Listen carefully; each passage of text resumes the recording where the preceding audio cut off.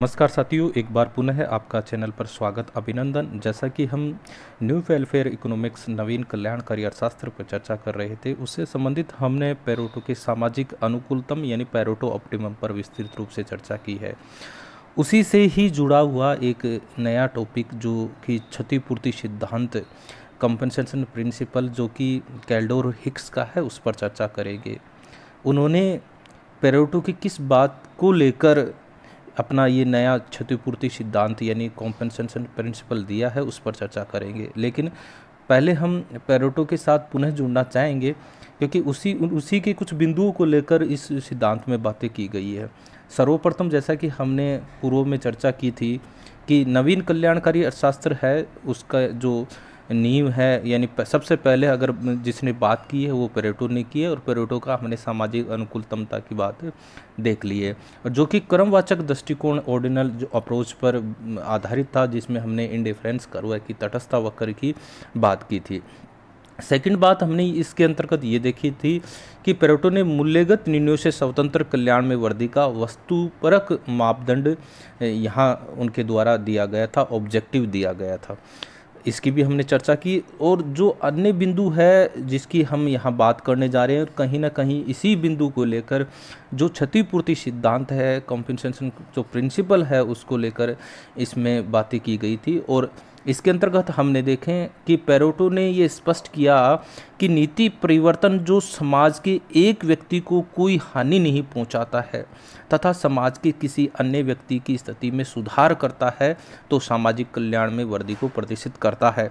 इसके हम डायग्रामेटिक चर्चा भी करेंगे, और जिसके अंतर्गत हमने पेरेटो के में बात की थी, जिसकी हमने पूर्व में वीडियो भी इसके अंतर्गत देखे थे।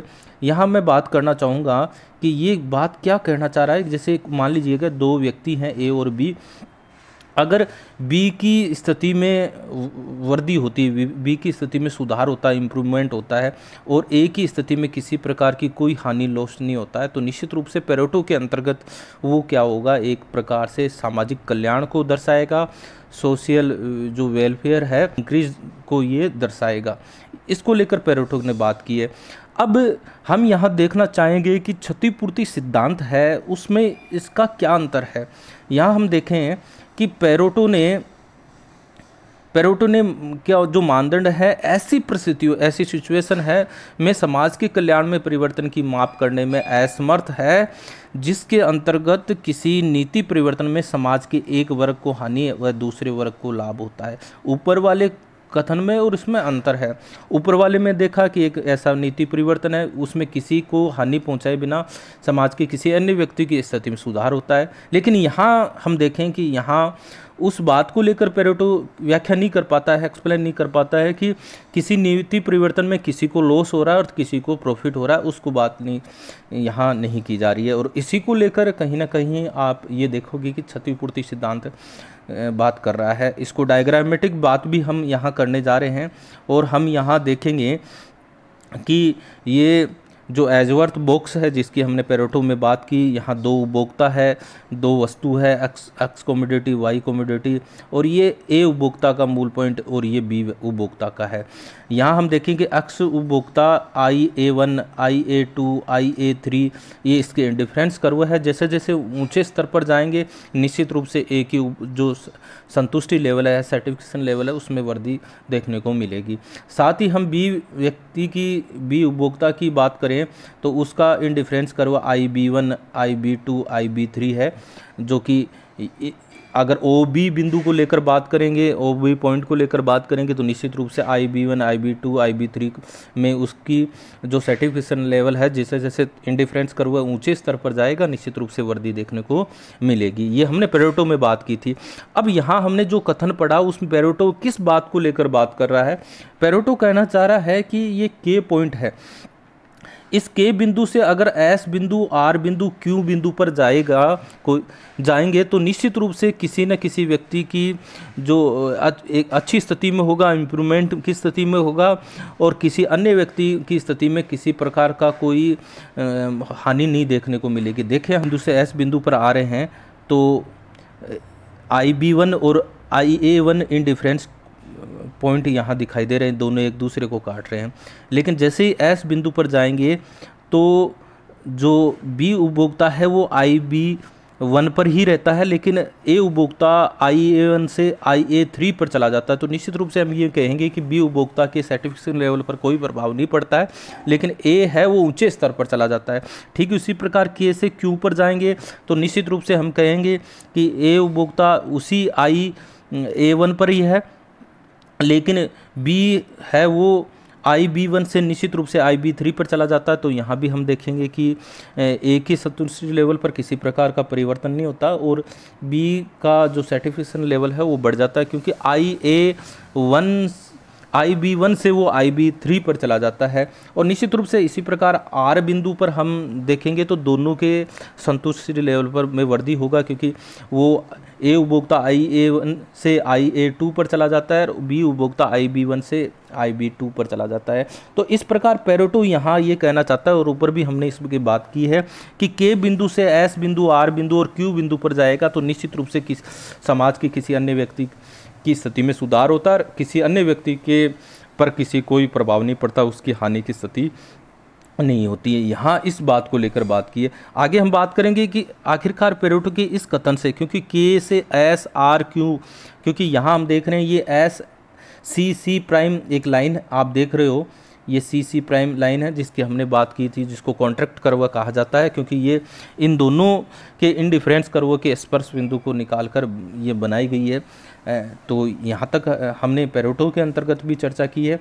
पेरेटो इस बात का कहीं ना कहीं कोई वर्णन नहीं करता है कि ऐसी स्थिति पर जाएं किसी एक व्यक्ति को हानि और एक व्यक्ति को फ़ायदा हो रहा है, एक व्यक्ति को लॉस हो रहा है, एक व्यक्ति को प्रॉफिट हो रहा है, उसको लेकर पेरेटो बात नहीं करता। पेरेटो इसी को लेकर, इम्प्रूवमेंट को लेकर बात कर रहा है कि समाज में किसी अन्य व्यक्ति में को लाभ होता है तो अन्य व्यक्ति को किसी प्रकार का कोई नुकसान नहीं है। जैसा कि के से हमने इन बिंदुओं पर एस आर क्यू बिंदुओं पर जाने पर देखने को मिला है, जिसको पेरेटो की भाषा में हम कहेंगे कि वो सोशल वेलफेयर में वृद्धि को है, सामाजिक सुधार जिसको हम कहेंगे वो है, इम्प्रूवमेंट है। अब यहाँ हम देखें कि ऐसी दशा में सामाजिक कल्याण में वृद्धि अथवा कमी को पेरेटो के मापदंड द्वारा ज्ञात नहीं किया जा सकता। इस हेतु क्षतिपूर्ति सिद्धांत से संबंधित कैल्डोर, हिक्स तथा सिटोवास्की आदि ने प्रस्तुत किया। अगर हम देखें कि ऐसा किसी प्रकार का कोई चेंजिंग हो रहा है जिसमें किसी को वृद्धि हो रही है, किसी को कमी हो रही है, तो उसको लेकर पेरेटो नहीं बात कर रहा है, उसको लेकर क्षतिपूर्ति सिद्धांत है, जो कॉम्पेंसेशन प्रिंसिपल है वो आया है, जिसके द्वारा सामाजिक कल्याण में विशुद्ध वृद्धि, नेट जो वृद्धि है अथवा कमी है को ज्ञात किया जा सकता है। शुद्ध रूप से क्या वृद्धि हुई है और क्या कमी हुई है उसको हम इस क्षतिपूर्ति सिद्धांत के माध्यम से, क्षतिपूर्ति सिद्धांत के अनुसार जब किसी नीति परिवर्तन से कुछ को लाभ और कुछ को हानि होती है तो वह परिवर्तन सामाजिक कल्याण को बढ़ाएगा। यदि इस लाभान्वित व्यक्ति हानि उठाने वाले व्यक्ति को क्षतिपूर्ति करने के पश्चात भी स्थिति में कोई प्रभाव नहीं होता है। निश्चित रूप से हमने इस अंतर को समझ पाए हैं कि पेरेटो कह रहा है कि अगर किसी एक स्थिति से एक दूसरी स्थिति पर जा रहे हैं तो किसी एक व्यक्ति की स्थिति में सुधार होता है, अन्य पर कोई प्रभाव नहीं पड़ता है, यानी कि उन पर कोई नुकसान नहीं है। लेकिन क्षतिपूर्ति कह रहा है कि हो सकता है किसी को लाभ हो और किसी को हानि हो, तो उसके दौरान शुद्ध रूप से क्या परिवर्तन हुआ है, शुद्ध रूप से नेट हम देखें कि वृद्धि हुई है या कमी हुई है, उसकी क्षतिपूर्ति सिद्धांत के अंतर्गत हम बात करेंगे। तो विस्तृत रूप से हम चर्चा करेंगे, जिसमें विशेष रूप से कैल्डोर और हिक्स का है, उसको लेकर बात करेंगे। लेकिन सबसे पहले उससे जुड़ी हुई कुछ एजम्पशन मान्यताएं हैं, उनको लेकर हम बात करते हैं। इसमें सबसे पहली मान्यता है कि एक व्यक्ति की जो रुचियां हैं, इंटरेस्ट है, वो स्थिर है। यहाँ क्षतिपूर्ति सिद्धांत ये मानता है। और उत्पादन व उपभोग पर बाह्य प्रभाव अनुपस्थित रहता है, क्योंकि निश्चित रूप से बाह्य प्रभाव, एक्सटर्नल जो है इफेक्ट है, वो उत्पादन पर भी पड़ता है और उपभोग पर भी पड़ता है, उसको यहाँ क्षतिपूर्ति सिद्धांत में अनुपस्थित माना गया है, वो है ही नहीं। दूसरा ये देखें कि कल्याण की अंतर्वैयक्तिक तुलना को स्वीकार नहीं किया, जैसा कि पेरेटो में भी हमने बात की, तो यहाँ पुनः बात की जा रही है कि जो अंतर्वैयक्तिक तुलना है वो यहाँ अस्वीकार किया गया है। जैसा कि हमने पूर्व में जब हम कार्डिनल अप्रोच पढ़ते हैं, ऑर्डिनल अप्रोच पढ़ते हैं, तब हम देखते हैं कि एक उपभोक्ता अपने अपने दिमाग में या मन में इस प्रकार का आंकलन करता है कि मैं किसी वस्तु की उत्तरोत्तर इकाइयों में वृद्धि करता हूं तो मेरी जो सर्टिफिकेशन लेवल है उसमें कमी होती है।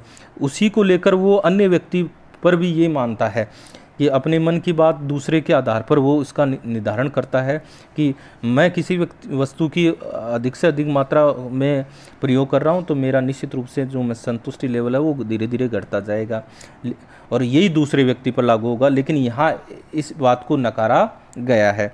तीसरी बिंदु, एक व्यक्ति अपने कल्याण का सर्वश्रेष्ठ निर्णायक है। किसी ए व्यक्ति की बात करें तो वो अपने कल्याण का खुद ही निर्धारक होगा, दूसरा व्यक्ति नहीं होगा। अगर बी की बात करें तो बी होगा। इस प्रकार इस मान्यता के अनुसार प्रत्येक व्यक्ति का कल्याण एक दूसरे से स्वतंत्र रहता है। और चौथी जो महत्वपूर्ण बात है, यदि सामाजिक कल्याण उत्पादन तथा वितरण के स्तर, level of production and distribution पर निर्भर करता है, किंतु जो क्षतिपूर्ति विधि है जो कंपनसेशन मेथड है वो केवल उत्पादन के स्तर के सामाजिक कल्याण पर प्रभाव को स्वीकार करता है। अर्थात सामाजिक कल्याण का स्तर उत्पादन के स्तर पर निर्भर करता है। यहाँ हम उत्पादन को लेकर बात करेंगे, उसके द्वारा ही सामाजिक कल्याण पर पड़ने वाले प्रभाव इफेक्ट को हम यहाँ इसके अंतर्गत देखेंगे। बड़ी महत्वपूर्ण बात है, इसको आप नोट कीजिएगा और साथ ही साथ आप अपने आधार पर नोट्स भी बनाते जाइएगा। यहाँ इन मान्यताओं को लेकर हम बात करें तो कैल्डर हिक्स हैं तथा सिटोवस्की है जिन्होंने क्षतिपूर्वक भुगतान का विचार देकर आर्थिक कल्याण या सामाजिक कल्याण का वस्तुपरक मानदंड प्रस्तुत करने का दावा किया है। ऑब्जेक्टिव जो क्राइटेरिया है वो निर्धारित यहाँ इनके द्वारा किया गया है। इनके अनुसार जो वैल्यू जजमेंट है उस पर आधारित नहीं है, केवल ये ऑब्जेक्टिव मेथड है, इसलिए इसको अधिक वैज्ञानिक माना गया है। अब सबसे पहले हम कैल्डोर का जो कल्याण का मानदंड है, जो कैल्डोर वेलफेयर जो क्राइटेरिया है उसको लेकर हम बात करेंगे। प्रोफेसर कैल्डोर पहले अर्थशास्त्री है जिन्होंने क्षतिपूर्वक भुगतान पर आधारित सामाजिक कल्याण के माप का मानदंड प्रस्तुत किया है। साथ ही ऊपर हमने पेरेटो की बात की, तो नवीन कल्याणकारी न्यू वेलफेयर इकोनॉमिक्स है वो तो है पेरेटो, लेकिन क्षतिपूर्वक भुगतान पर आधारित जो सबसे पहले मानदंड प्रस्तुत किया है, क्राइटेरिया दिया है, वो दिया है प्रोफेसर कैल्डोर ने दिया है। यहाँ भी हम ये बात करें कि यह मानदंड है वो एजवर्थ बॉले बॉक्स के रेखाचित्र के शब्दों में किसी पसंदीदा वक्र यानी कॉन्ट्रैक्ट कर्व पर ऊपर अथवा निचले पर विशुद्ध वृद्धि अथवा कमी की व्याख्या करता है।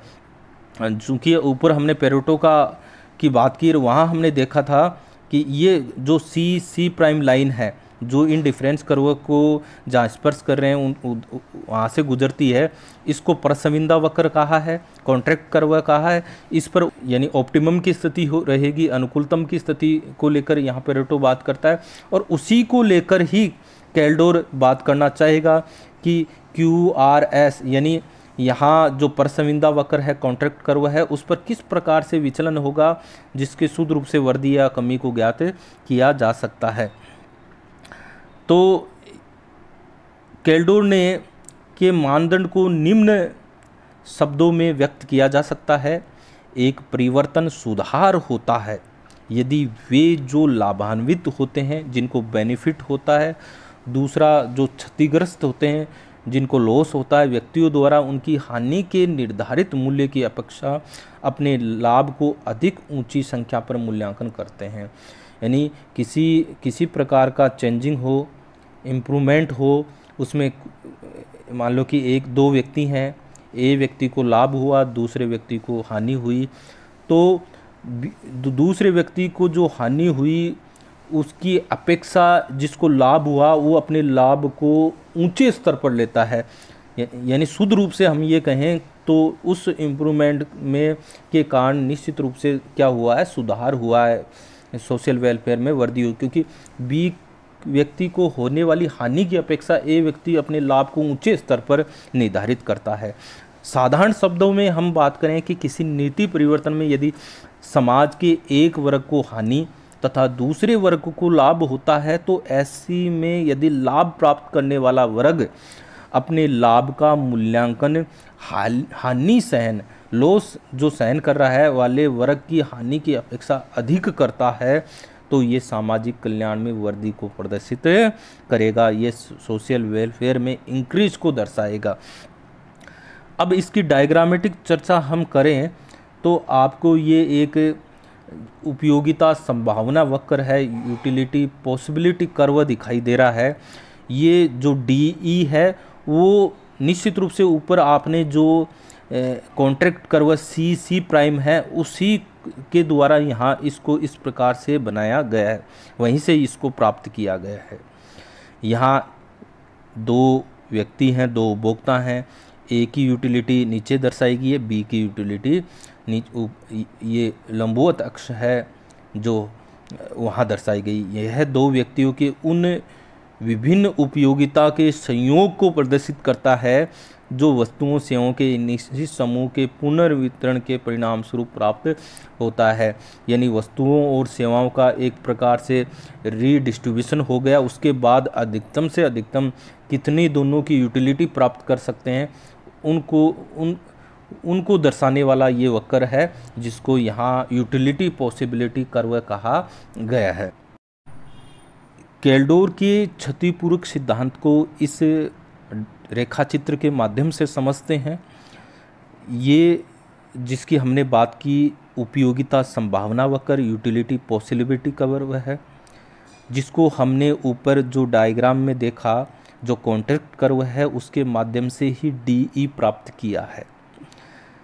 ये उन संयोगों की बात कर रहा है जो वस्तुओं तथा सेवाओं के एक रीडिस्ट्रीब्यूशन के बाद परिणाम स्वरूप प्राप्त होता है, जिसके माध्यम से A को मिलने वाली और B की मिलने वाली उपयोगिता को दर्शा रहा है। यहाँ हम इस बात को देखेंगे कि पेरेटो के अनुसार, पेरेटो ने बात की कि अगर इस Q पॉइंट से R पर जाएं, S पर जाएं या G बिंदु पर जाएं, तो निश्चित रूप से पेरेटो के अनुसार ये सामाजिक कल्याण में वृद्धि को दर्शाएगा, क्योंकि Q से R पर जा रहे हैं तो निश्चित रूप से A की उपयोगिता में किसी प्रकार का कोई परिवर्तन नहीं होगा, जबकि B की उपयोगिता में वृद्धि होगी ना, क्योंकि B को हमने कहाँ दर्शाया है, लंबवत अक्ष पर। अगर Q से S पर जा रहा है तो B की कांस्टेंट रहेगी और A की वृद्धि होगी, और Q से G पर जा रहा है तो निश्चित रूप से दोनों की यूटिलिटी में वृद्धि होगी। और यहाँ पेरेटो के अनुसार हम बात करें तो निश्चित रूप से Q से R, S अथवा G पर जाना कल्याण में वृद्धि को दर्शाता है, सोशल वेलफेयर में इंक्रीज को दर्शाता है, ग्रोथ को दर्शाता है। किंतु यहाँ इस बात को लेकर बात करें हम कि Q बिंदु से T पर जाना, अगर Q से इस T पर जा रहे हैं तो पेरेटो के मानदंड के अनुसार मूल्यांकित नहीं किया जा सकता, यहाँ इसका मापन नहीं किया जा सकता, क्योंकि ऐसा होने पर B की व्यक्ति की क्रमवाचक उपयोगिता में वृद्धि होगी, क्योंकि निश्चित रूप से Q से ये ऊपर की तरफ है तो T बिंदु ऊपर की तरफ है तो B की यूटिलिटी में क्या होगी, वृद्धि होगी, क्योंकि B को हमने कहाँ दर्शाया, लंबवत अक्ष पर। और A की उपयोगिता में क्या हो रही है, कमी हो रही है, क्योंकि Q से इधर जा रहे हैं तो इधर मूल पॉइंट की तरफ जा रहे हैं, तो निश्चित रूप से A की उपयोगिता में क्या हो रही है, कमी हो रही है। जबकि पेरेटो किस बात को लेकर बात कर रहा है कि किसी बिंदु से अगर दूसरी स्थिति पर जा रहे हैं तो निश्चित रूप से किसी एक व्यक्ति की उपयोगिता में वृद्धि होगी या दोनों में होगी और किसी को नुकसान नहीं होगा। लेकिन यहाँ Q से T पर जा रहे हैं तो निश्चित रूप से A की उपयोगिता बढ़ रही है, जैसे B व्यक्ति की तो उपयोगिता बढ़ रही है, एक व्यक्ति की उपयोगिता में कमी हो रही है। इस बात की हमने देखा। DE उपयोगिता संभावना वक्र, तो इस बात को पेरेटो के द्वारा मापन नहीं किया गया, पेरेटो ने इस बात की कहीं चर्चा नहीं की है, इसको लेकर ही क्षतिपूरक सिद्धांत बात कर रहा है। लेकिन हम यहाँ देखें जो DE जो आपका यूटिलिटी पॉसिबिलिटी कर्व है उसी से होकर ही T बिंदु जा रहा है, T बिंदु जा रहा है ना, T बिंदु उसी DE है, T बिंदु फिर उसी पर है, जिसका अर्थ है कि वस्तुओं तथा सेवाओं के वितरण से प्राप्त दोनों व्यक्तियों की उपयोगिता जिसे T बिंदु द्वारा प्रदर्शित किया गया है, उनमें वस्तुओं अथवा आय को पुनर्वितरण करके दोबारा रीडिस्ट्रीब्यूशन करके आर जी एस उपयोगिता संयोगों को प्राप्त किया जा सकता है, क्योंकि टी बिंदु भी कहाँ है, डी ई पर है, आर जी एस बिंदु भी कहाँ है, डी ई पर है, इसलिए इसे दोबारा रीडिस्ट्रीब्यूशन करके इसको प्राप्त किया जा सकता है। क्यू बिंदु की अपेक्षा निश्चित रूप से हम देखेंगे जो आर जी एस बिंदु है वो क्यू बिंदु की अपेक्षा निश्चित रूप से हमने बात की कि सामाजिक कल्याण में वृद्धि को दर्शा रहा है। पेरेटो के अनुसार हमने बात की कि निश्चित रूप से ये तीनों बिंदु है क्यू की अपेक्षा जो सोशल वेलफेयर में ग्रोथ को दर्शाता है। इस प्रकार क्यू बिंदु से टी बिंदु की ओर चलन कल्याण में वृद्धि को प्रदर्शित करेगा। क्यों करेगा, इस बात की हम यहाँ चर्चा करते हैं। क्योंकि जो टी बिंदु है वस्तुओं तथा सेवाओं के दोनों व्यक्तियों में इस प्रकार वितरित किया जाना संभव है जिससे कि किसी व्यक्ति की उपयोगिता क्यू बिंदु द्वारा प्रदर्शित उपयोगिता के स्तर से कम नहीं होती है।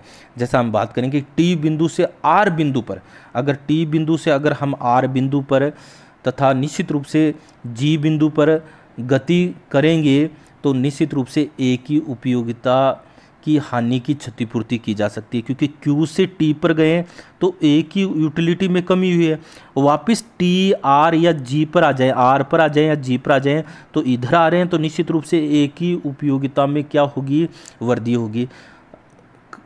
ठीक है, यानी वृद्धि हो रही है, इसका मतलब उसको ए को कंपनसेशन दिया जाएगा, उसकी क्षतिपूर्ति की जाएगी और बी व्यक्ति अपनी उपयोगिता में लाभ को ए व्यक्ति की उपयोगिता में हानि की अपेक्षा अधिक मूल्यांकित करता है, क्योंकि निश्चित रूप से क्यू बिंदु की अपेक्षा आर जी पर बी जो बी उपभोक्ता उसको मिलने वाली उपयोगिता क्या होगी, अधिक होगी, जिसकी हमने पेरेटो की बात की।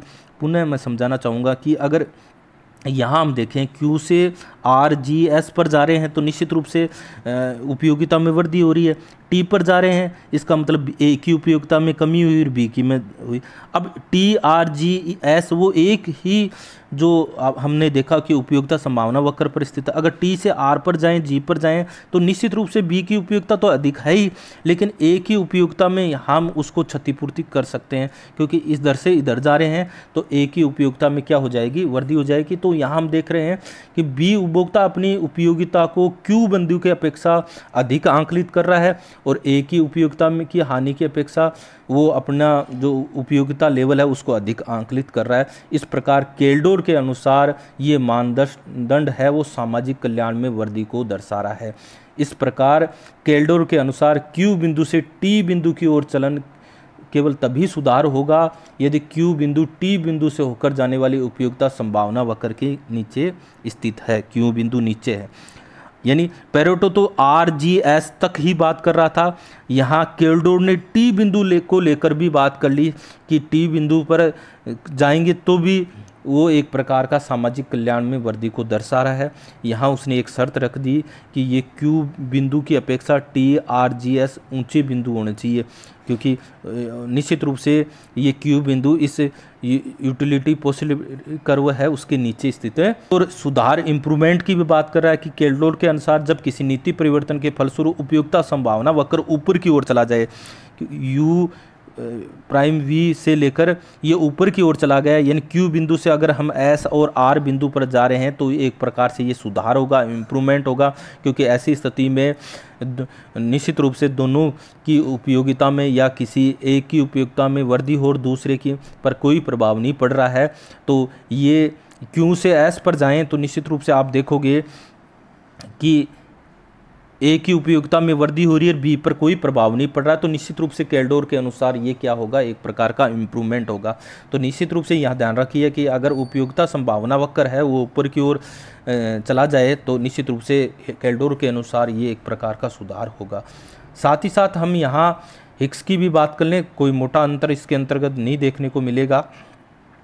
तो यहाँ हम देखें यदि परिवर्तन द्वारा ए को इतना अधिक श्रेष्ठ बना दिया जाए कि वह बी की क्षतिपूर्ति कर सके तथा फिर भी उसके पास कुछ अतिरिक्त शेष रहता है यानी किसी पुनर्व्यवस्था के अंदर ए को इतना श्रेष्ठ बना दें कि वो उसको क्षतिपूर्ति करने के बाद भी उसके पास ए के पास कुछ शेष रहता है। ठीक है, तो ये भी साधारण शब्दों में कोई परिवर्तन तब सुधार अर्थात सामाजिक कल्याण में वृद्धि करता है जब परिवर्तन स्थिति में क्षतिग्रस्त जो लूजर व्यक्ति है उसको लाभान्वित व्यक्ति को मौलिक स्थिति से रोकने के लिए घूस देकर भी प्रेरित करने में समर्थ नहीं होगा। कहने का तात्पर्य है कि किसी इम्प्रूवमेंट के अंतर्गत एक प्रकार का रीडिस्ट्रीब्यूशन किया गया जिसमें ए और बी की स्थिति में परिवर्तन हुआ। ए अपनी स्थिति इतनी बेटर कर ले कि बी की हानि को दे पाने के बाद भी उसके पास अतिरिक्त बचता है, शेष बचता है, सरप्लस ए व्यक्ति के पास बचता है, तो वो भी एक प्रकार से सामाजिक कल्याण में वृद्धि को दर्शाता है। इसको चित्र के माध्यम से, डायग्राम के माध्यम से भी देखेंगे। डायग्राम में हम देखें केल्डोर और हिक्स में कोई ज़्यादा अंतर नहीं है। यहाँ डी ई की हमने बात कर ली थी और क्यू बिंदु की हमने बात की और क्यू से टी बिंदु पर अगर हम जा रहे हैं तो एक परिवर्तन है। और यहाँ हम देखें कि ए व्यक्ति की उपयोगिता में क्यू से टी पर जाएंगे तो ए की उपयोगिता में कमी होगी क्योंकि ये टी बिंदु क्यू से इधर मूल पॉइंट की तरफ है, इधर है। और बी व्यक्ति की उपयोगिता में क्या हो रही है, वृद्धि हो रही है। क्यू से टी पर जा रहे हैं तो बी की उपयोगिता में क्या हो रही है, वृद्धि हो रही है। निश्चित रूप से आप डायग्राम में देख पा रहे हैं। अब यहाँ जो क्षतिग्रस्त व्यक्ति है जिसको लॉस हुआ है, ए व्यक्ति की उपयोगिता में क्या हुई है, कमी हुई है, तथा जिसको लाभ हुआ है वो बी व्यक्ति है क्योंकि उसकी उपयोगिता में क्या हुई है, ऊपर की तरफ गया है तो वृद्धि हुई है। कि अपेक्षा अगर हम देखें कि ए व्यक्ति की जो हानि है वो कम है और बी व्यक्ति की उपयोगिता ज़्यादा है क्योंकि ए व्यक्ति बी व्यक्ति की मौलिक स्थिति क्यों से परिवर्तन न करने के लिए प्रेरित करने में समर्थ नहीं हो सका है क्योंकि वो उसको रोक नहीं पाया क्योंकि क्यों से टी पर चला गया। इसका मतलब अगर ए व्यक्ति की हानि ज़्यादा होती तो निश्चित रूप से वो क्यों से टी बिंदु पर नहीं जाने देता। ठीक है, और क्योंकि परिवर्तन बी व्यक्ति की उपयोगिता में वृद्धि ए व्यक्ति की उपयोगिता में संभावित हानि की अपेक्षा अधिक है। बी व्यक्ति को जो लाभ हुआ है वो बहुत ज़्यादा हुआ है, ए की हानि की अपेक्षा है। तो इस प्रकार से हम देखेंगे यहाँ कोई अंतर नहीं है। क्यू से टी पर जा रहा है तो बी की जो उपयोगिता में वृद्धि हुई है वो ए की होने वाली हानि की अपेक्षा बहुत ज़्यादा है। अगर बी व्यक्ति इसको थोड़ा दे भी दे ए व्यक्ति को तो भी उस बी व्यक्ति की उपयोगिता की स्थिति अधिक रहेगी। और इसको भी हिक्स ने सामाजिक एक प्रकार से जो सोशल वेलफेयर में वृद्धि को दर्शाया गया है। यहाँ हम देखें जो केल्डोर तथा हिक्स है उसकी मानदंड में केवल शब्दावली का, भाषा का अंतर है। इस प्रकार केल्डोर और हिक्स ने एजवर्थ बाउले बॉक्स के रेखाचित्र के रूप में परसंविदा वक्र के पर चलने वाले परिणाम स्वरूप संभावित जो सामाजिक कल्याण में परिवर्तन है उसकी व्याख्या की है। ठीक है, यहाँ केल्डोर की बात करें तो उसने लाभान्वित व्यक्ति को लेकर बात की है ना, और जबकि हिक्स ने हानि वाले व्यक्ति को, बस भाषा का इतना ही अंतर है। यहाँ हमने हिक्स की बात की तो हिक्स इस बात को लेकर देख रहा है कि जो ए की हानि है उसकी अपेक्षा बी को जो लाभ हुआ वो अधिक हुआ, यानी ए की हानि को लेकर बात कर रहा है। ठीक है, और जबकि हमने केल्डोर की बात की तो वो लाभ वाले व्यक्ति को लेकर बात कर रहा है। ठीक है, तो ये अंतर भी आप देख पा सकते हो कि किसको लेकर बात की गई है। मोटे रूप में हम ये देखें कि जो पेरेटो है वो तो इन बिंदुओं को लेकर ही बात कर रहा है, जबकि हम बात करें केल्डोर और हिक्स को, वो इस टी को भी इसके अंदर शामिल कर लेता है। इतना ही अंतर है। अगर इस अंतर को आप समझ पा रहे हैं, निश्चित रूप से जो क्षतिपूर्ति सिद्धांत है उसको समझ पा रहे हैं। क्यों पेरेटो कह रहा है क्यों से आर जी एस पर जा रहे हैं, किसी को नुकसान नहीं हो रहा, किसी एक व्यक्ति को लाभ हो रहा है या दोनों को हो रहा है। जबकि केल्डोर और हिक्स टी बिंदु को लेकर बात कर रहा है, उसके कारण किसी एक व्यक्ति को लाभ हुआ और एक हानि को हुआ। अब वो उसको क्षतिपूर्ति कर देगा तो भी वो पहले की स्थिति में क्योंकि अपेक्षा बेटर स्थिति में है, कंपनसेशन दे देगा तो भी क्योंकि स्थिति की अपेक्षा बेटर स्थिति में है। इसको उन्होंने एक प्रकार से हम देखेंगे सामाजिक कल्याण में वृद्धि, सोशल वेलफेयर में एक प्रकार से इंक्रीज की बात यहाँ की गई है। ये क्षतिपूर्ति सिद्धांत है। आगे वाले वीडियो में हम सिटोवस्की का जो दोहरा मानदंड है, सिटोवस्की का जो डबल जो क्राइटेरिया है उसको बात करेंगे, विस्तृत रूप से चर्चा करेंगे। आप सभी से मेरी अपील है कि लाइक कीजिएगा और जो भी आप कमेंट है वो ज़रूर दीजिएगा। आज के लिए बस इतना ही, धन्यवाद।